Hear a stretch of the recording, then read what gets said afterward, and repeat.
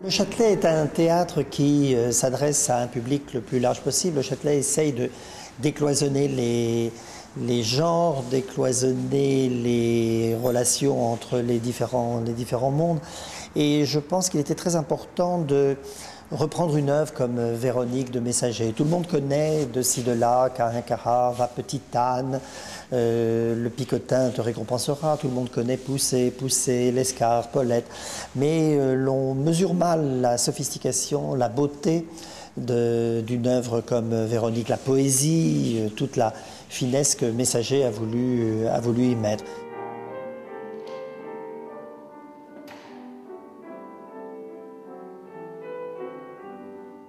C'est un personnage féminin riche qui présente plusieurs palettes de la féminité, et dont la mienne, puisque c'est moi qui l'interprète.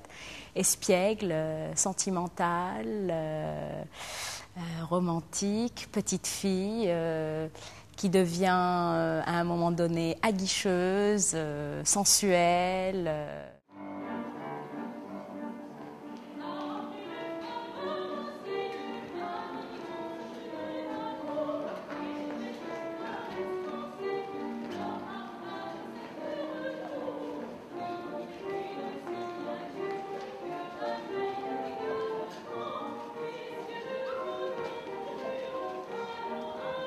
Véronique, c'est une œuvre que j'adore depuis l'adolescence et que j'ai toujours rêvé de remonter, ou de voir remonter du moins.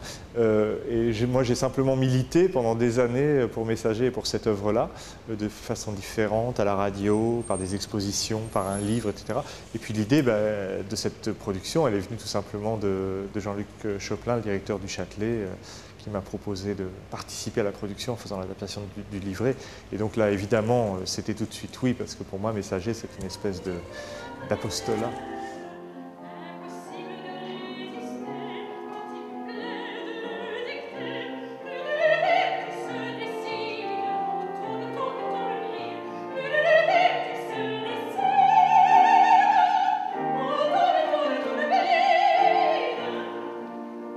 Nous allons situer Véronique dans les années 50.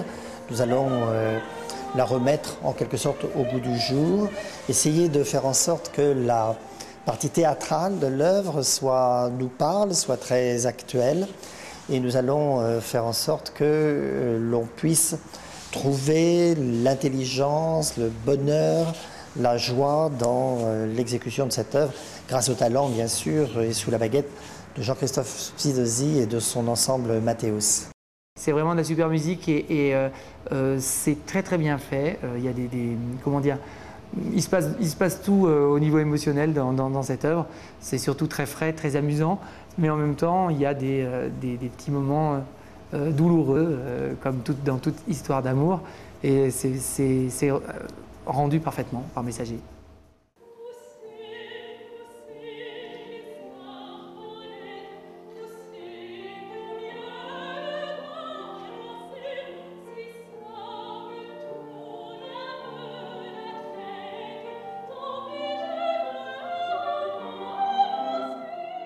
C'est la première fois que je joue autant de palettes féminines qui sont proches de qui je suis.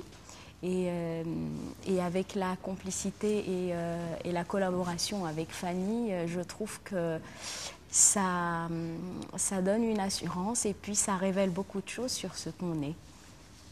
Exécuter et refaire Véronique aujourd'hui avec une grande sophistication, c'était évidemment pour moi trouver qui pouvait représenter au mieux l'élégance française de cette œuvre. Et très vite, l'idée de Fanny Ardant m'est venue, donc je suis allé trouver Fanny Ardant et je lui ai demandé si je pouvais lui offrir en quelque sorte une telle œuvre à mettre en scène. C'est très difficile. Mais je savais que Fanny Ardant était une grande passionnée de musique, était en même temps avec une grande expérience du théâtre. Et elle a accepté, et j'avoue que c'est tout à fait extraordinaire de trouver Fanny Ardant dans une expérience comme celle-là, puisque c'est la première fois qu'elle met en scène.